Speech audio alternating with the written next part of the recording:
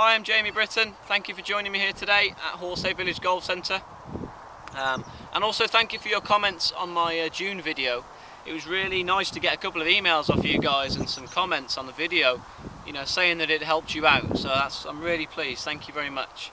This for July, I'm going to talk about greenside bunker shots.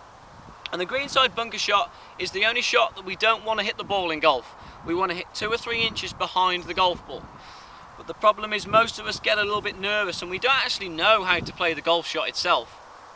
Okay, because if we did, because most people that I teach, okay, they start using the, and even good players do this, and even good players have bad bunker play games, you know. They use the leading edge of the golf club, which is what we don't want to do, this sharp leading edge here. So we have to be very precise with the strike in order to get away with that.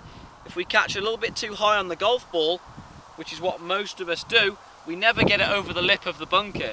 It just kind of, we just top the golf ball a little bit. And when we do get it a little bit lower, that's the dangerous one, where we hit in the middle of the golf ball with this leading edge here. It comes off about 6 foot, like a fighter jet, goes about 100 yards when we only want it to go about 10 yards, yeah? So, what we do, we want to hit 2 or 3 inches behind the golf ball. So, if I say to you now, hit 2 or 3 inches behind the golf ball, we're just going to dig in, okay? Because we're still using the leading edge. So what we have to do, we have to open the club face up and start using the sole of the golf club, or what we call, you might know it as the bounce of the golf club, yeah? And a sand wedge is great for that, because a sand wedge, my sand wedge has got 14, which is a very high bounce. We want to use something with a high bounce, okay?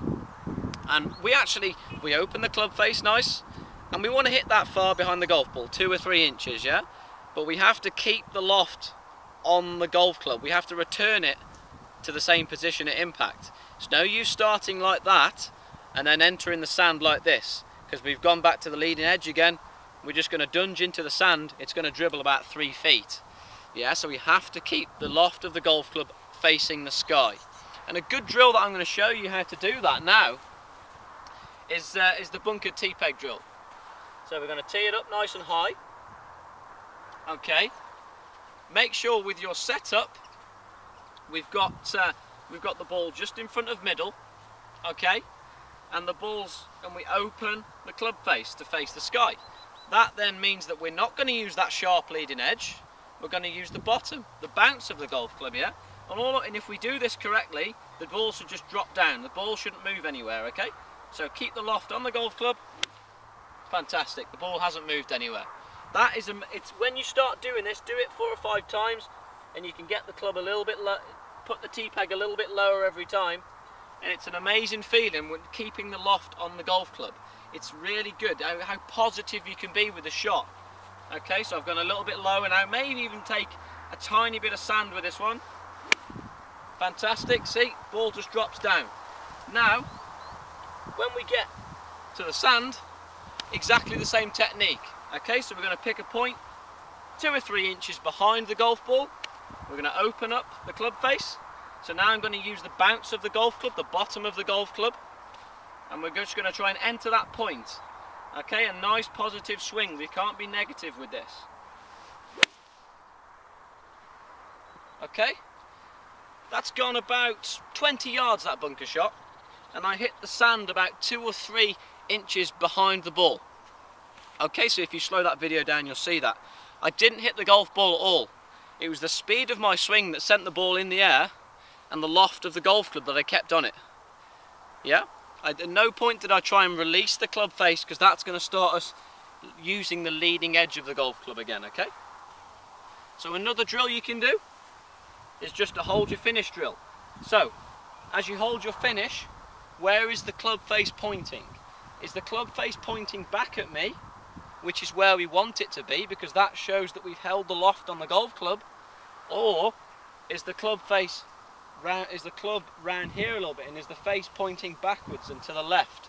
That will then show you that you've kind of released the club a little bit too much, and you probably haven't taken any sand. Okay, the reason why we set up in this position with the loft on the golf club nice and open facing the sky is because that's how we want to hit the shot. Okay, we want to swing back and swing through, and we want to return to the same position with the loft face, with the club face facing the sky. I hope this helps you. I like doing these videos, they're a challenge. And I appreciate any comments or feedback and suggestions on what you want as a next video.